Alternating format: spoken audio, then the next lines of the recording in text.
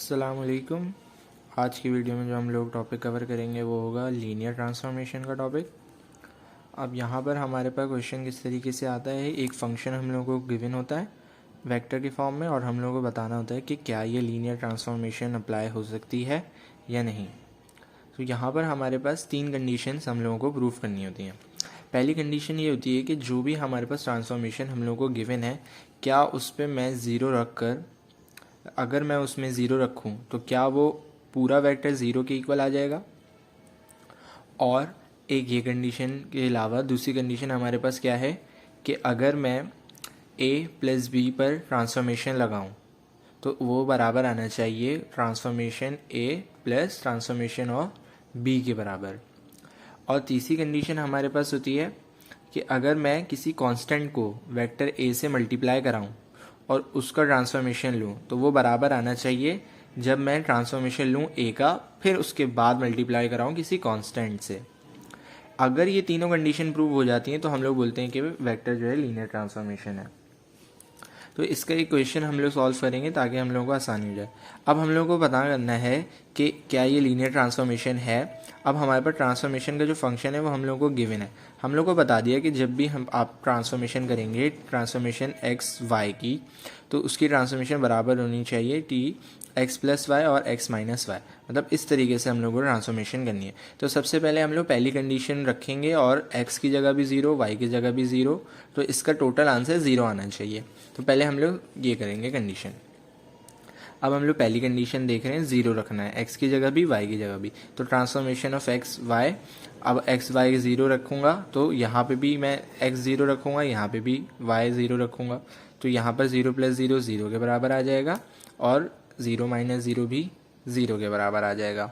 अब मुझे second condition कौन सी प्रूफ करनी है कि transformation of A plus transformation B जो है बराबर होनी चाहिए transformation of A plus B के। तो मैंने पहले लेफ्ट हैंड साइड ली transformation of A plus B.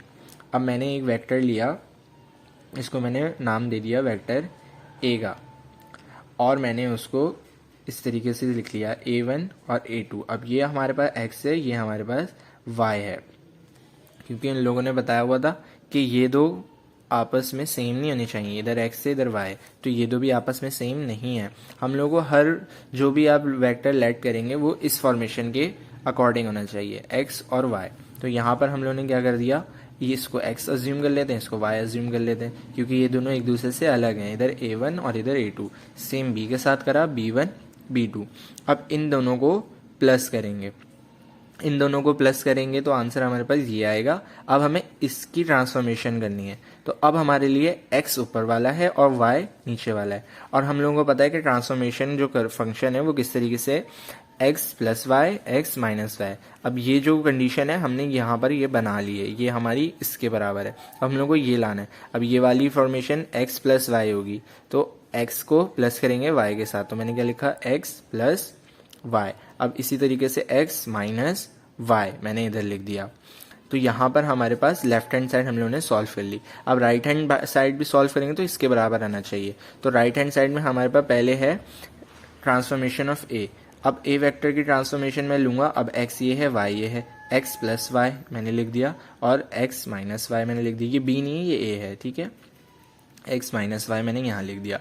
अब हमारे पास यहाँ तक हम लोगों ने सॉल्व कर लिया। अब सिर्फ ये कंडीशन रह गई है, तो ट्रांसफॉर्मेशन ऑफ b करेंगे हम लोग। तो ट्रांसफॉर्मेशन ऑफ b करने के लिए मैंने क्या कर दिया, ये x हो गया, ये y हो गया, x प्लस वाई और x माइनस वाई। अब इस ट्रांसफॉर्मेशन ऑफ b को प्लस कराएंगे ट्रांसफॉर्मेशन ऑफ a के साथ। तो ट्रांसफॉर्मेशन ऑफ a को मैं प्लस करा रहा हूँ ट्रांसफॉर्मेशन ऑफ b के साथ, तो ट्रांसफॉर्मेशन ऑफ a ये आया था, ट्रांसफॉर्मेशन ऑफ b ये आया था। अब मैं इसको प्लस कराऊंगा इसके साथ, इसको प्लस कराऊंगा इसके साथ, तो ये आंसर आएगा। अब हमारे पास ये जो आंसर है ये बराबर होना चाहिए किसके आंसर के साथ, इस आंसर के साथ। तो आप लोग देख सकते हैं ये दोनों बराबर आए हैं, ये और ये दोनों बराबर आए हैं। तो दो कंडीशन हमारे पास प्रूव हो गई। अब तीसरी कंडीशन रहती है transformation of constant multiply by vector है। तो मैंने कांस्टेंट को मल्टीप्लाई करा दी, यहाँ पर कांस्टेंट c ले लिया मैंने, तो c को x से मल्टीप्लाई करा, c को y से मल्टीप्लाई करा। अब इसकी ट्रांसफॉर्मेशन लेंगे तो हमारे पास ये x है, ये y, तो x प्लस वाई फिर x माइनस वाई। अब हमारे पास ये वाली कंडीशन हम लोगों ने प्रूफ कर ली। अब हमारे पास कौन सी है, ये। अब मैं सी को बाहर ले जाऊंगा और ट्रांसफॉर्मेशन ऑफ ए करूंगा। तो ट्रांसफॉर्मेशन ऑफ ए हमने पहले ही निकाली हुई थी, ये ट्रांसफॉर्मेशन ऑफ ए हमारे पास पहले ही आ रही थी, तो मैंने ट्रांसफॉर्मेशन ऑफ ए की जगह ये लिख दिया। अब मैं जब सी को इससे मल्टीप्लाई कराऊंगा तो मेरे पास इसके इक्वल आ जाएगा, तो ये भी प्रूव हो गई कंडीशन। तो इसीलिए हमारे पास ये तीनों वेक्टर कंडीशन प्रूव हो गई। तो हमारे पास ये वेक्टर क्या होगा, लीनियर ट्रांसफॉर्मेशन अप्लाई हो सकती है इस पर। तो यहाँ पर हमारे पास ये क्वेश्चन सॉल्व होता है। आप लोगों का कोई भी सवाल हो तो आप लोग कमेंट बॉक्स में मुझे बता सकते हैं। Thank you so much. आज की वीडियो को यहीं पर एंड करते हैं। Thank you so much. अल्लाह हाफिज़।